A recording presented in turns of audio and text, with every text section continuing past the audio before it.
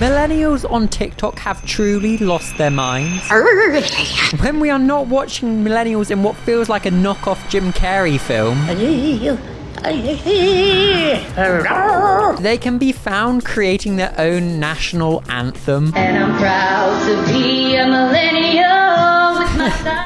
Like, I wish I was joking. Who in their right mind creates a dance song to fight back at some light-hearted internet trolling? You gosh darn millennials, I've got to give it to you. It's always an A for effort, but sadly an F for execution. Right, yes, hello, I am Cow Does Life, but you can just call me Cow. And if you are new to this channel, we basically ramble about different topics and then have conversations about them in the comments section. So, you know, if that sounds like fun to you, feel free to subscribe. Okay, sweet. In today's video, we are looking at the weird and wonderful world of millennials on TikTok. Like, more often than not, I see millennial cringe compilations of content creators on TikTok before I see content from the actual creators themselves. It really is tough out there for those gosh darn millennials on TikTok. But why is that? Is it purely because their content is cringe? Well, partly. Is it because when they do get clowned on, they respond with the anger of 10,000 suns and 40 years of pent-up aggression? Yes, this is also a contributing factor. But, you know, is it also to do with the sociological trends and attitude changes to things like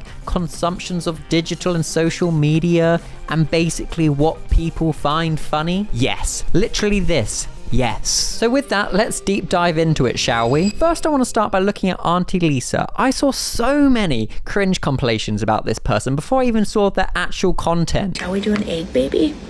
Baby like this. And then put the baby like this. Oh. Can now see why they made cringe compilations. But let's take a real look at her content. Do you know what I found? You can't see it. Let me show you what it looks like. Do you know what this is? Ooh.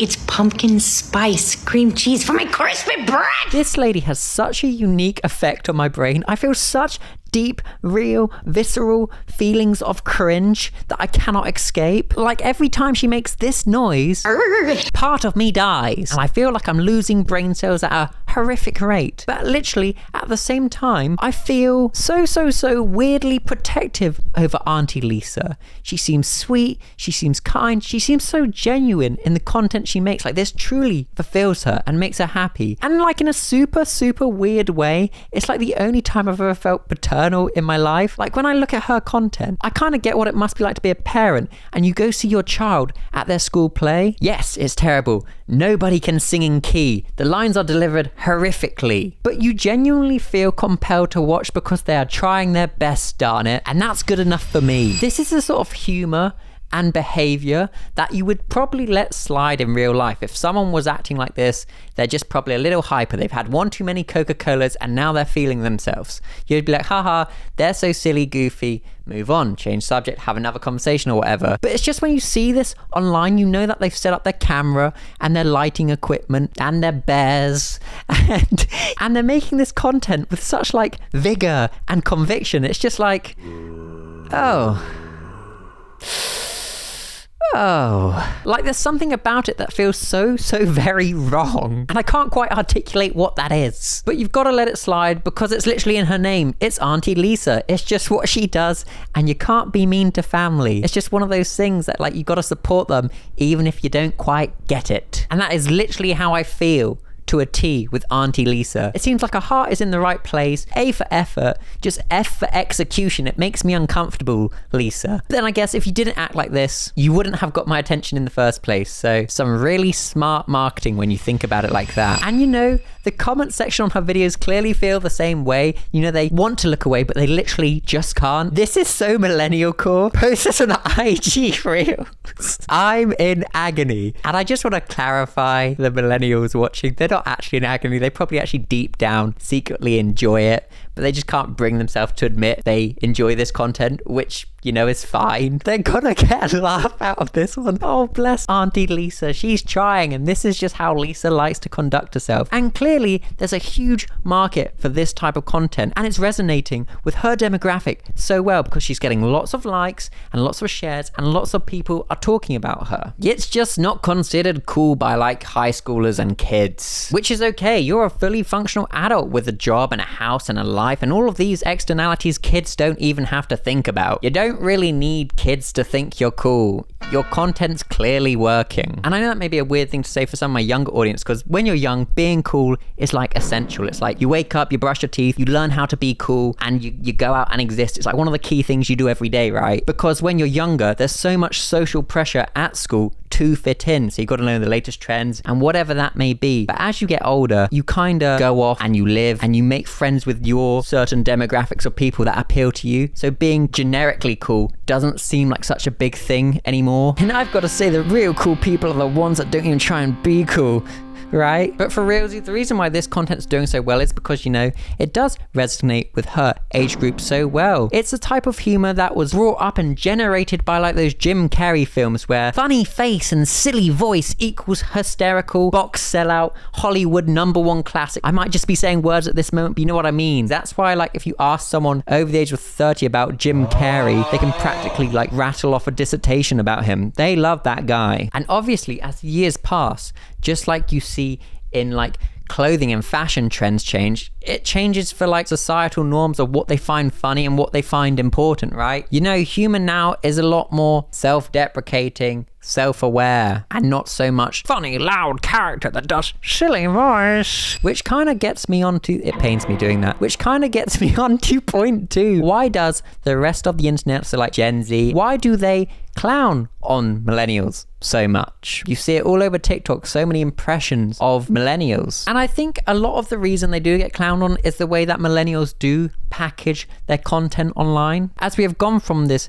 slapstick style comedy of making it super obvious by funny voice, silly face, to more like this self-aware, keeping it really real, but also not really that real because it is social media style content that's more like low energy, I guess you could describe it. So, you know, with that, seeing someone come online and start talking about love surges with like 100% conviction and not any sort of like self-awareness or critical thinking that why other people might find this silly because they're not in the same context as you and your partner. So when it's exposed to the outside world, it's just a bit like TMI, isn't it? It's just a bit weird because you're not super loved up like you and your partner. So with that, you're gonna get clowned on so hard. You know, it's just basic social maths. If you come online and you're 100% keen about something that is a bit like personal life or whatever, you're gonna be met with some conflicting opinions. And if you're a millennial and you're wondering, well, how would a Gen Z person go about creating content about a love surge? 1, I wouldn't share that with the world. But 2, if you truly want to know, I would probably do something like this. Right, gamers, it's Cal from the future here, and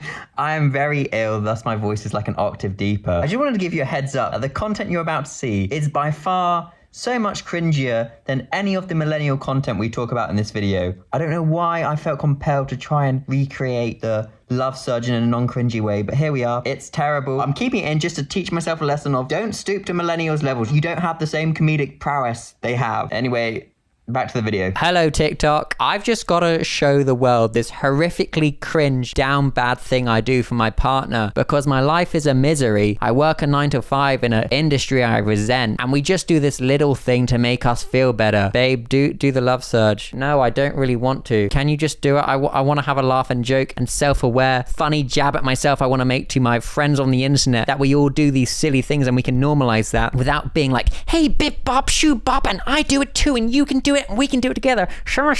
See, you see, it's cringe, isn't it? Anyway, no, I'm still doing the TikTok. Ooh, goodness, that is a great, lovely love surge. Thank you. I know that's cringe, but we all do it, right? Ha ha ha. Okay, bye. Anyway, that's, I'm guessing, how a Gen Z person would do it. You see the contrast? It goes from being like, shoot bop the sheep bop boop, to like, let's be real. Let's not characterize what we actually enjoy. We can be aware of what we love and enjoy, but we can also be real and be like, yeah, this is cringe to the outside world. And I think people find a lot of humor in that nowadays, right? I really hope you agree with me. I haven't just made a terrible point, please. Oh gosh. Anyways, I'm back from my own existential crisis. The next point I kind of want to make is almost in defense. I'm tagging into the other team now because I want to make a point for the other side, and it's all basically based around this TikTok this millennial man made. Yeah, I'm like the most randomest, derpiest potato ever.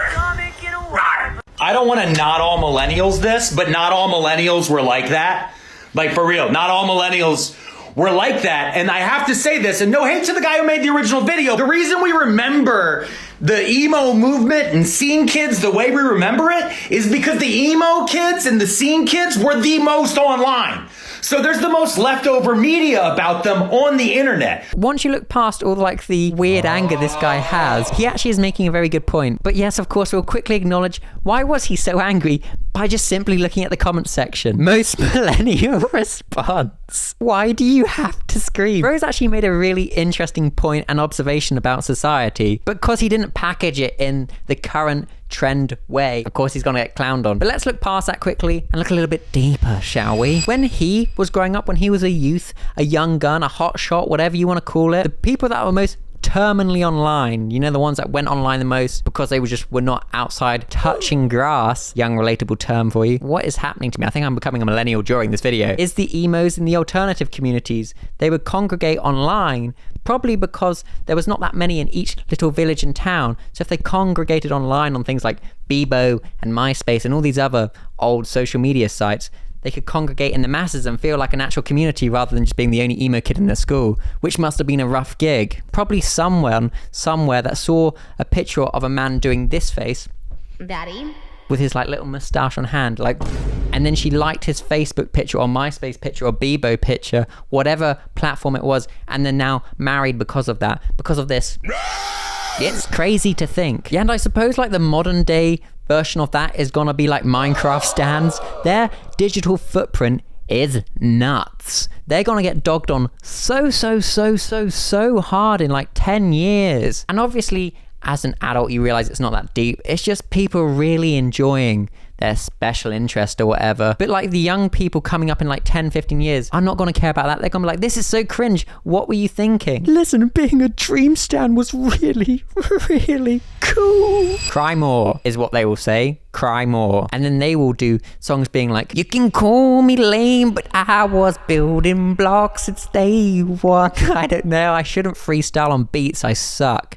But it'll be cringe like the Millennials song. I swear, I promise, I'm foreseeing it now. People will be doing impressions of them and people be ironically acting like dream stans. It just will happen. It's a natural occurrence of life. Everybody of every age will get dogged on at some point. They won't be the cool kid on the block anymore. You know, little kids grow up and they get teased by like these slightly older kids in their school, and then those little young kids grow to an age where they have social media accounts and then they dog on the older people online, and this is just like a vicious circle of everybody getting dogged on at some point in their life. It's only fair. We all deserve to get dogged on. It's good for our self-growth. Yeah, and if you get dogged on enough, you might even end up being a video essay channel, which yeah. Anyway, let's talk less about that. Millennial humor just does not match up with Gen Z and like Gen Alpha humor, and that's okay. It's always really weird and painful to see when millennials try so hard to stay relatable and cool. You end up being like Brent Riviera, and his content is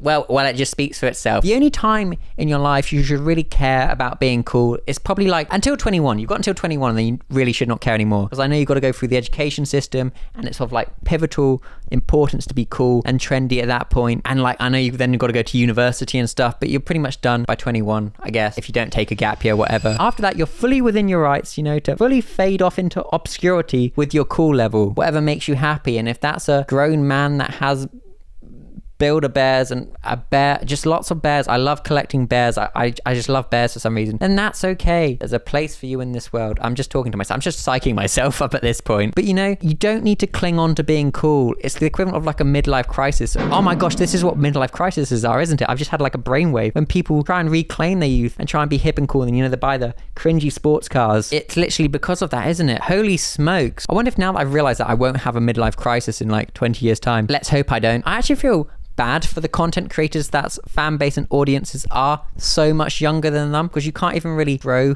with your audience. Like the ones that have it the roughest, even though it is kind of their fault, but the ones that do have it roughest are the Minecraft content creators. They have to like stay so like smooth crotched Kendall for the whole time on the internet. They've got to keep their brain smooth. They can't critically think, and they've just got to go with whatever their fan base says, and they can't offer points to consider. Like I remember this one time, there's this chap called Ash, and he made a tweet being like, this baby was crying on a plane, it was annoying. And his fan base, you know, because they are very young little smooth-brained children. That's not a shot at them. They're just young. They don't have the ability to critically think yet or whatever. Just came for him and they attacked him like he had just said some sort of like absolutely immoral, horrid statement. Because his fan base are young, they couldn't critically think that, yes, he can be annoyed at a baby crying on a plane, but that doesn't mean he doesn't think babies are allowed on the plane. His fan base just blew it out of proportion because they are so young, and you're very emotional when you're young. And I don't even know how we even got to the point of that now when I'm thinking about this. But I think what I'm trying to say in some sort of weird, roundabout, convoluted manner is regardless of the content you create, people are always going to find you cringe no matter what you do. So you might as well just be your authentic self and not pigeonhole yourself into a type of content just because it may be disgustingly profitable, because, you know, people will still enjoy your content. I promise. You can just be you on the internet. Like, look at this lad. He's just going around doing exploration camping videos and no one's clowning on him because he's not trying to be like, hey guys, and now we're gonna camp in this spot, and while we're here, we're gonna do a mystery box unboxing, and I'm gonna drink the blue chuck jug, glop, glop, glop. He's not doing that. He's like, this is how I survive harsh climates-wise camping, and it's really interesting for everybody involved. People of all ages can enjoy the content because he's not trying to be down with the kids. He's just giving you information and you can absorb it if you want to. He's just being his authentic self, which I think is what we kind of prefer in like Gen Z and above. We prefer when people are just their authentic self, because then you can choose to resonate with it or you don't have to. You can just scroll past. But when people are being like, it's like, why are you trying so hard? Just be you, my dude. Let down your guard. Just be you. Just be you. Don't do that though. Don't have breakdowns on the internet. It'll come back to bite you on the ass. To me though, like when I think critically about millennials on TikTok, which is like the most terminally online thing I've ever uttered in my life. But yeah, you millennials on TikTok, you don't have to change your content at all. Just because you're not perceived as cool by younger people, there's still a demographic of literal billions of people that will enjoy your content and it will resonate with them, and they'll find your silly little characters and loud voice incredibly funny. Why? Because they were brought up on that being funny, so they will always think that is funny. So you will always have a space in the market. Your voice will always get heard by that demographic. You know, you probably just won't get slimed on at the Kids' Choice Awards by Nickelodeon anytime soon, which is probably a good thing if I'm being honest. And you know, even people outside of like millennials will find your content funny. There's loads of other external factors into what people find funny, I suppose. Like look, this girl's like 23 and she's making this loud voice, silly face content equals funny, and she's doing well as well. So you know, don't feel bad about what you find funny. I'm trying to just hype you millennials up at this point, and 23-year-olds that choose to do this content, which is not shots at you, by the way. Secure the bag, do your thing. This type of content will always have its place on the internet, but of course its popularity will change depending on what is currently seen as funny and relatable. And sadly, currently for you silly voice, silly face enjoyers, it is currently considered cringe, to be candid. And I suppose, thinking about it critically, why people do enjoy dogging on millennials so hard is because their reactions when they do get bantered online is always so out of proportion angry. Like, it's mind-blowing how angry these people get. I feel like Gen Z and upwards have been exposed to social media from such a young age that they just know how to handle hate way better. Either, you know, just put down your phone, not everything needs a response, or, you know, stitch the hate comment and do a funny dance or play a TikTok filter to, you know, to be like, haha, okay, cool, and what? You know, that's a great way to diffuse hate. Just basically just do something or anything to show it's not that deep. You're just having some silly, goofy, self-aware fun, okay? And you know, if you are a millennial and you have made it this far throughout this video and I've now unintentionally caused an existential crisis, please, please, please gain solace in the fact that we will literally all be considered cringe and lame and not current by younger people eventually. It's as certain as death, you cannot escape it, but it does not mean you've done anything wrong. It's just part of life. It's part of life's natural cycle to be considered cringe eventually. The stimulus that shaped your brain and what you find funny is no longer the same. People find different things funny now. You know, people are now out there dancing at presidents' graves. The times have changed, so has the comedy, and you know, that's okay. And so I guess with that, in conclusion, we are literally all just gonna be cringe and also cool to someone. So, you know, just go out there and live your truth, and if that's waiting 2 seconds seconds after you press record on TikTok because you still think camera lag is a thing, then you own it, Debbie. Never change. It's all gonna work out just fine, I promise. You will find your demographic and you will resonate with them. The only people that truly get a free pass in all of this are the OAPs on TikTok. Their content is just wholesome, lovely, and just flawless. So, you know, with that, please, OAPs, keep it up with the very little time you have left on planet Earth. So with that, this has been this video essay. Please feel free to check out one of my other video essays. And, you know, feel free to drop your comments down below about all of this. We can converse and have a conversation. But I should add, most importantly, please subscribe so I can feel validated when I go into work on Monday morning. These mere mortals don't know that I'm a semi-successful video essay channel. Anyways, with that, bye!